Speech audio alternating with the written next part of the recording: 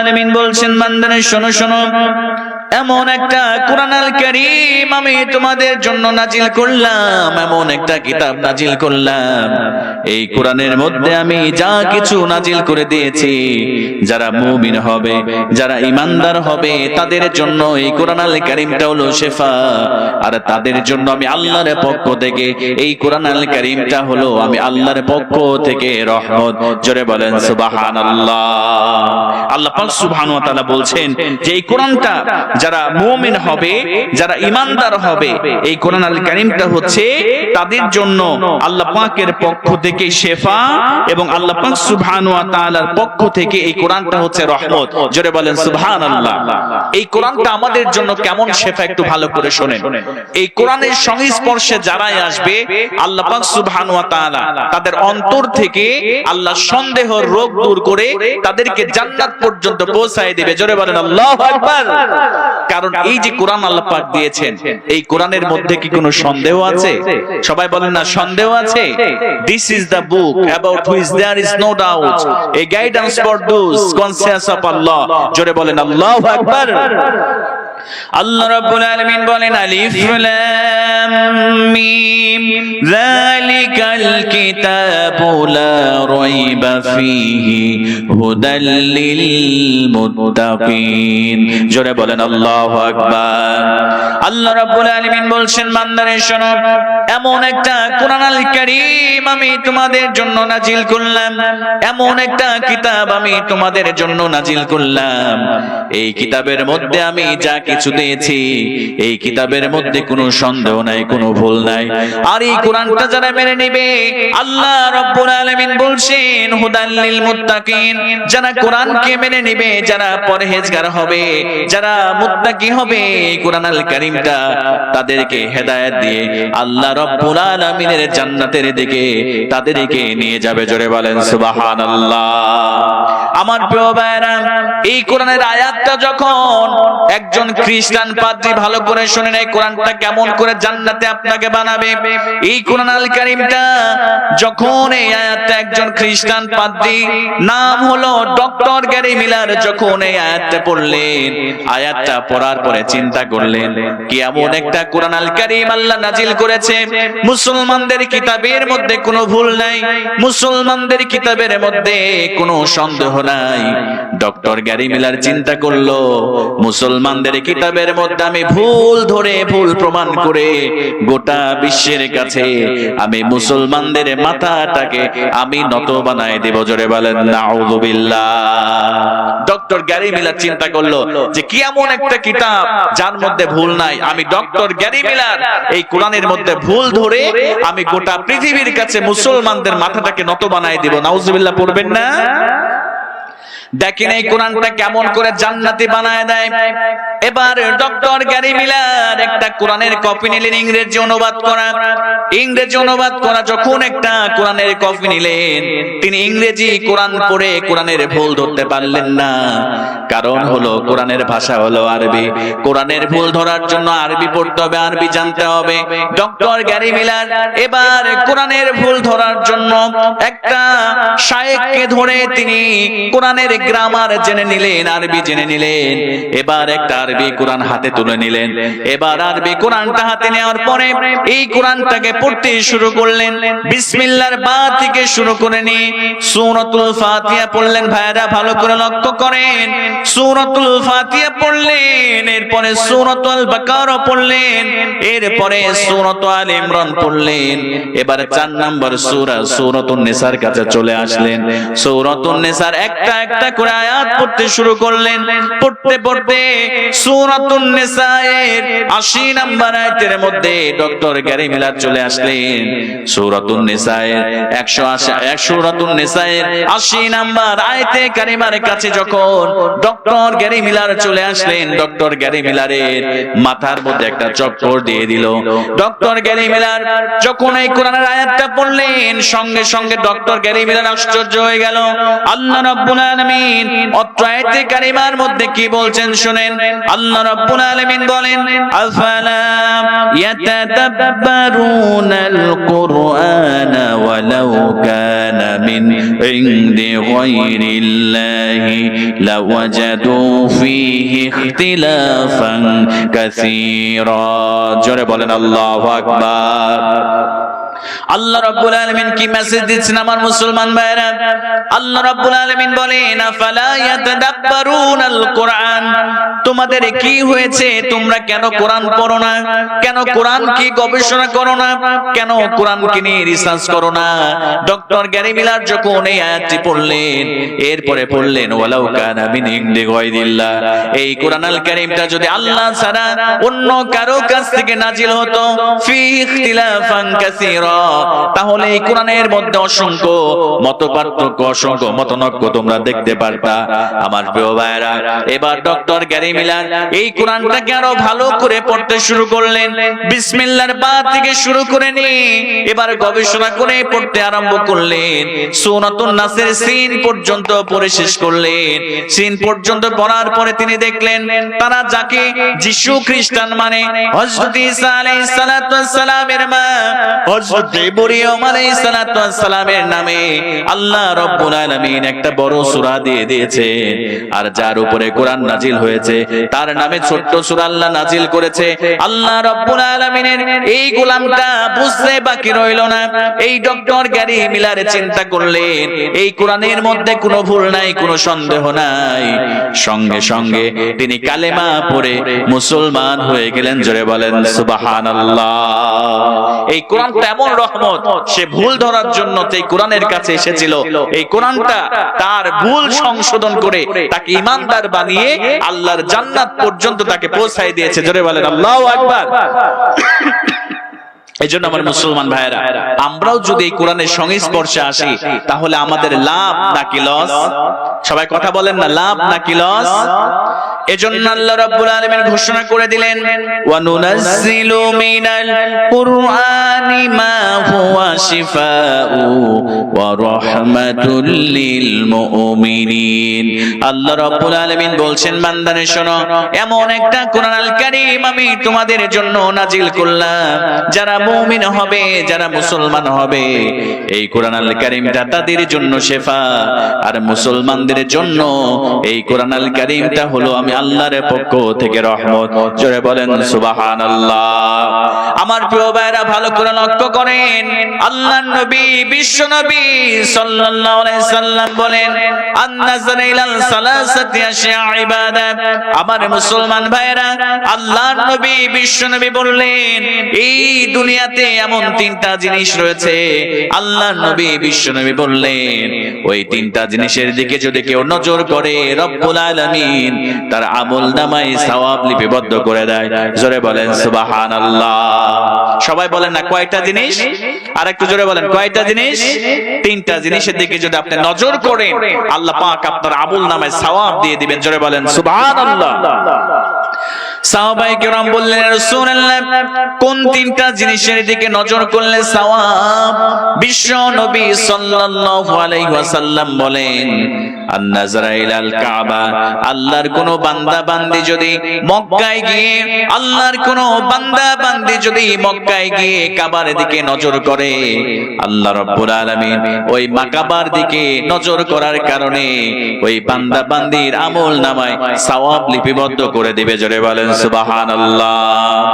বিশ্বনবী সাল্লাল্লাহু আলাইহি সাল্লাম দুই নম্বরে বললেন আন-নাযর ইলাল ওয়ালিদাইন। কেউ যদি আব্বা আম্মার দিকে নেক নজরে তাকায়, আল্লাহ রাব্বুল আলামিন নেক নজরে তাকানোর কারণে আল্লাহ রাব্বুল আলামিন ওই বান্দা বান্দির আমল নামায় একটা কবুল হজের সওয়াব লিপিবদ্ধ করে দিবে।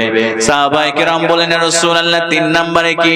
বিশ্বনবী সাল্লাল্লাহু আলাইহি ওয়াসাল্লাম বলেন আন-নাযর নাযারা ইলাল কুরআন, আল্লাহর কোন বান্দা বান্দি যদি আল্লাহর কোরআনের দিকে নজর করে, আল্লাহর কোরআনের দিকে নজর করার কারণে আল্লাহ রাব্বুল আলামিন ওই বান্দা বান্দির আমলনামায় আল্লাহ রাব্বুল আলামিন এক একটা হরফের বিনিময়ে ওই বান্দা বান্দির আমলনামায় 10টা করে নেকি লিপিবদ্ধ করে দেয়। জোরে বলেন সুবহানাল্লাহ। আপনি যদি ছোট্টবেলায় কোরআন পড়েন নাই, এখন কোরআন শেখার চেষ্টা করছেন, আর কোরআনের দিকে যদি আপনি তাকান, আপনি নজর দেন, আল্লাহ আপনার আমলনামায় সওয়াব দিয়ে দিবেন। জোরে বলেন সুবহানাল্লাহ। কিন্তু আফসোস হচ্ছে যে রহমতটা আমরা আল্লাহর পক্ষ থেকে পেয়েছি, এই রহমত পাওয়ার পরে আমরা অনেক মুসলমান ঘরের সন্তান, আমরা অনেক মুসলমানেরা এই কোরআনকে পড়তে পারেন, এরকম মুসলমানের সন্তান আছে না নাই? কথা বলেন আছে না নাই? আজকে দেখবেন যুবক ভাইয়েরা যারা ইয়াং জেনারেশন রয়েছে, তারা আজকে মোবাইল ফোনের মাধ্যমে ফ্রি ফায়ার আর পাবজি খেলে, এরকম সন্তান, এরকম যুবক আমাদের সমাজে আছে না নাই? আছে, আছে। ফ্রি ফায়ার পাবজি কি আপনাদের এলাকাতেও আছে? দেখবেন যুবকেরা সারাদিন শুধু এই মোবাইল নিয়ে ফেসবুক, এই মোবাইল নিয়ে ইউটিউব, এই মোবাইলে ফ্রি ফায়ার আর পাবজি খেলে খেলে তাদের মূল্যবান সময়টাকে নষ্ট করে।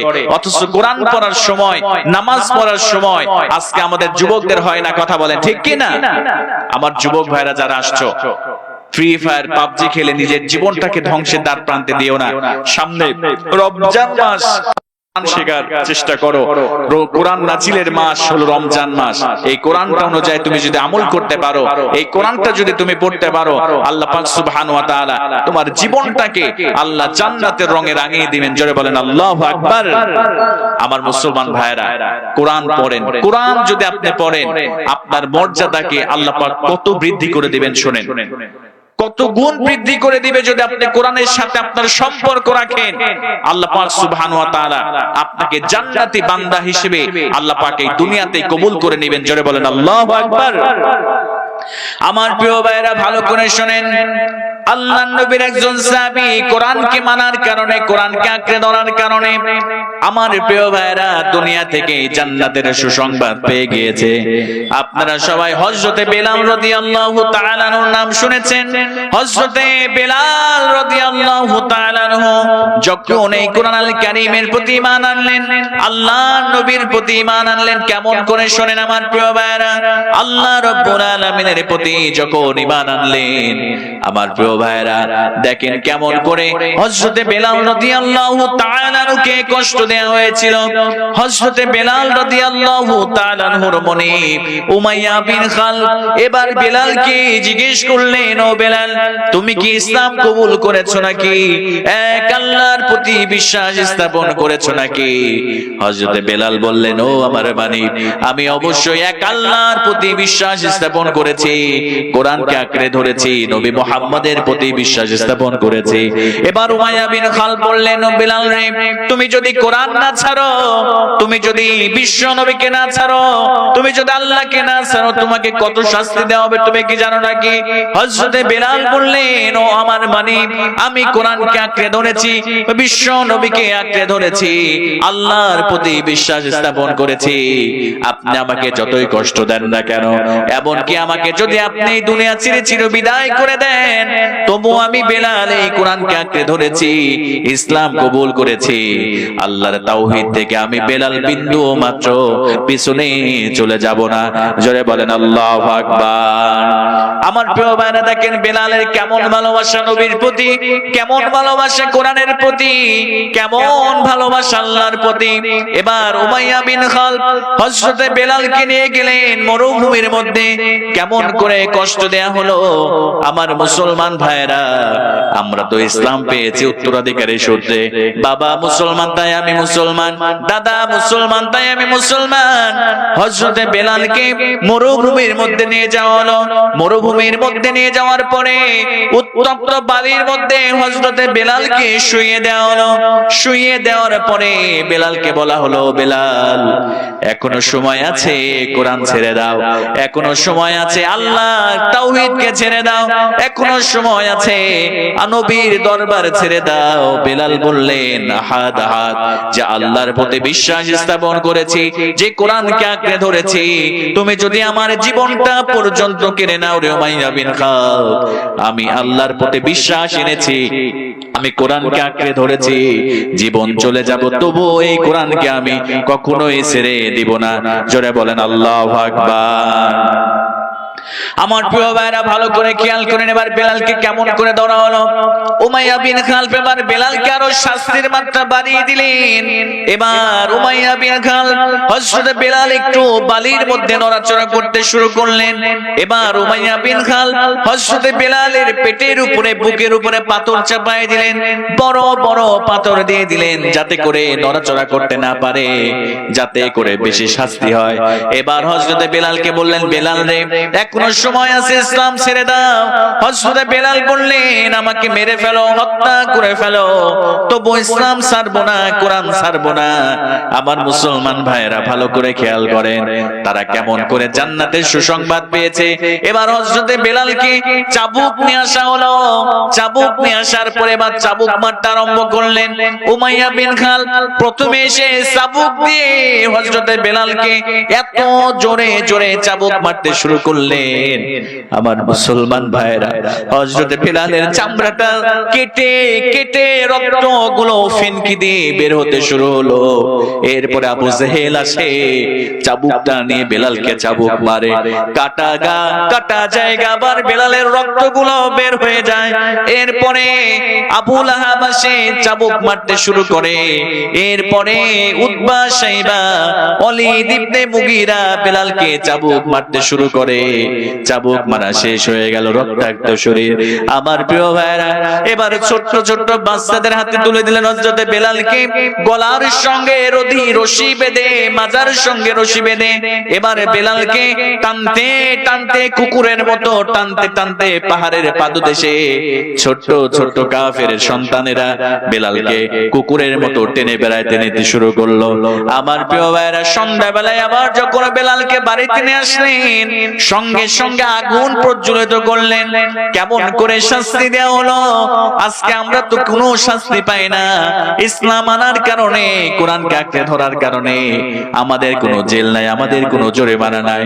আমার মুসলমান ভাইরা রে, কেমন করে আমার বেলালকে শাস্তি দেওয়া হলো।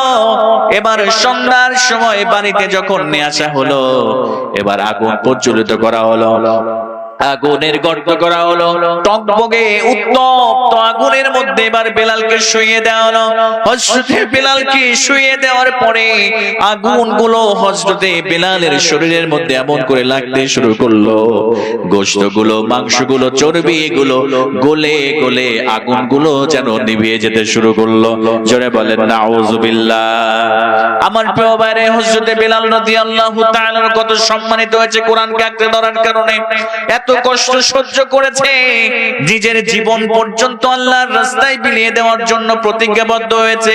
কোরআনকে তবুও ছাড়ে নাই, আল্লাহকে ছাড়ে নাই, ইসলামকে ছাড়ে নাই, নবীর ধর্মকে ছাড়ে নাই, আমার নবীজিকে ছাড়ে নাই। এজন্য বিশ্বনবী সাল্লাল্লাহু আলাইহি ওয়াসাল্লাম এই বেলালকে এই দুনিয়া থেকে জান্নাতের সার্টিফিকেট, এই দুনিয়া থেকে হযরত বেলালকে আল্লাহর নবী জান্নাতের ঘোষণা এই দুনিয়া থেকে দিয়ে দিয়েছেন। জোরে বলেন সুবহানাল্লাহ। আমার প্রিয় ভাইরা, কেমন করে বেলাল জান্নাতের সুসংবাদ পেল একটু ভালো করে শুনেন। হযরতে বেলাল রাদিয়াল্লাহু তাআলা আনহু কেমন করে জান্নাতের সুসংবাদ পেল। একদিন বিশ্ব নবীর কাছে কেনানা গোত্রের এক শ্রেণীর লোকেরা এসে বিশ্ব নবীকে বললেন, ইয়া রাসূলুল্লাহ, ইয়া হাবিবাল্লাহ, ওগো আল্লাহর নবী, আপনি আমাদের কন্যা বিবাহ দিতে চাই, আমাদের একটা যুবতী মেয়ে আছে, ইয়া রাসূলুল্লাহ, ইয়া হাবিবাল্লাহ, আপনি আমাদের যুবতী কন্যার জন্য একটা পাত্র